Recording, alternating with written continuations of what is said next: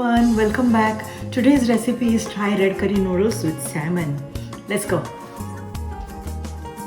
This recipe calls for a little extra oil than usual.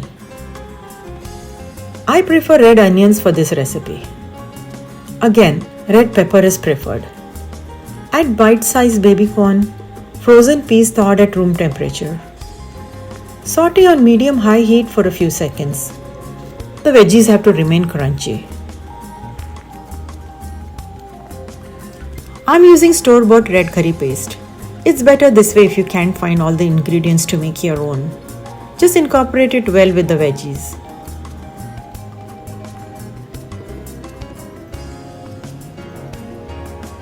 Thick coconut milk gives a great texture to the dish. Mix well so that it makes a lovely creamy sauce when cooked.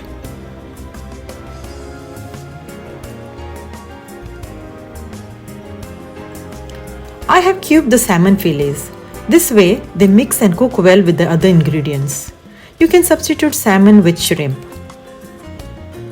Toss them gently with the veggies and the red curry so that they don't break.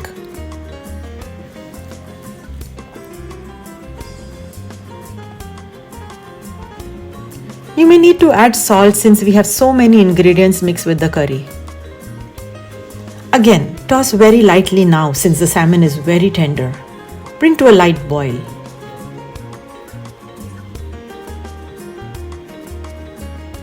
Sugar helps to break the spiciness of the red curry paste. At this point, the salmon is almost cooked. Gently mix to dissolve the sugar.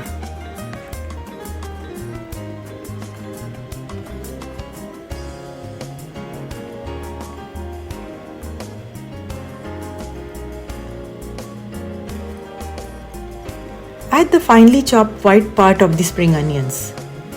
Lime juice incorporates a nice tangy taste to balance the sweet and the spicy.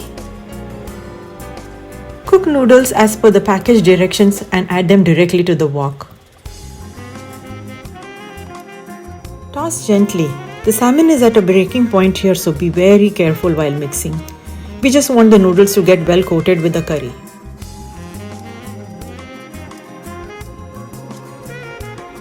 Garnish with fresh coriander leaves and the green part of the spring onions and mix again. A Thai red curry noodles with salmon dish is ready to serve. Serve garnish with more coriander leaves and spring onions and enjoy it hot. Hope you like the recipe. If you like today's recipe, give it a thumbs up, leave your comments below, and most importantly, don't forget to subscribe. Thank you. See you. Bye-bye.